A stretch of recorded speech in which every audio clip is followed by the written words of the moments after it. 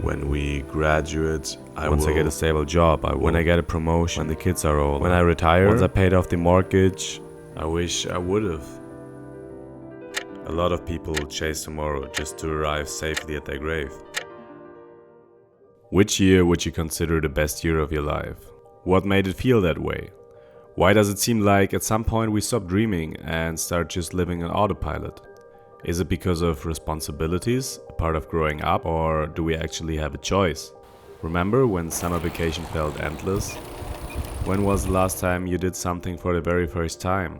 Learning to ride a bike, getting your first pocket money and spending it however you wanted, seeing snow or the ocean for the first time. Back then, we crammed so many activities into a single day. And when we got bored, we just let it happen. We didn't try to escape it by scrolling endlessly through social media or filling every quiet moment with noise. Time feels different depending on what we are doing or not doing. But what is time really? There are many ways to look at it. A physicist would say time is just a way to measure change, like the movement of planets or clocks ticking, whether we notice it or not. A philosopher would say time might not really exist at all, basically an illusion. It's something we made up to understand life and change. From a human perspective, time is subjective. It stretches and compresses depending on our attention, emotions and experiences. Imagine counting a pack of rice alone. No music, no entertainment. It would feel like an eternity, right? Now imagine counting it with a friend, laughing, watching a movie, talking. It would feel shorter, even if it may have taken longer.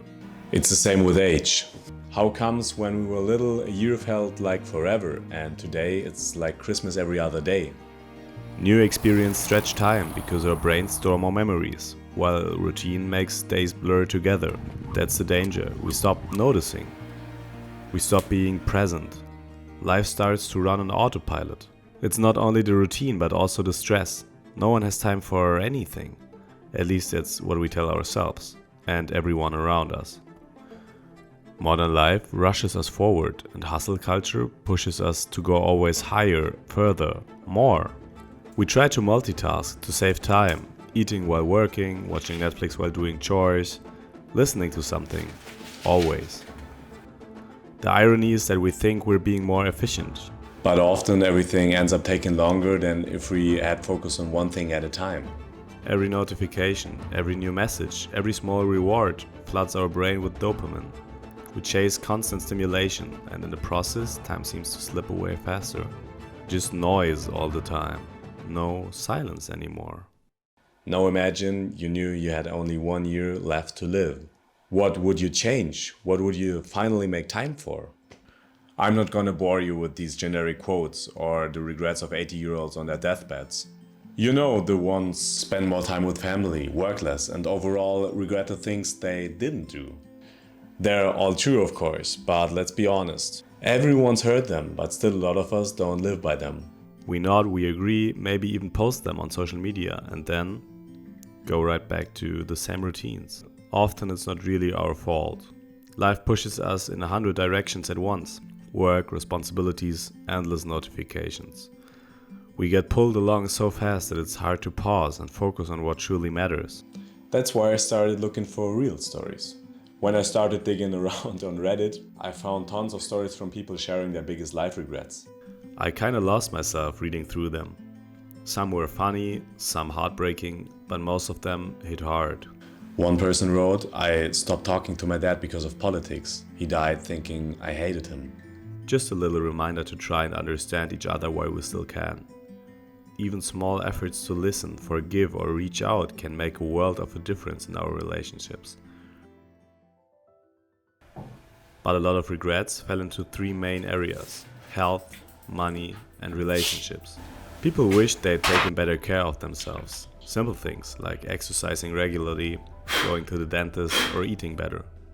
Others talked about financial mistakes, not saving early enough, not learning about money management or spending years in jobs they hated just for the paycheck. Third, we got the social regrets. Not reaching out to friends, letting relationships fade, or never having the courage to say how they really felt about someone.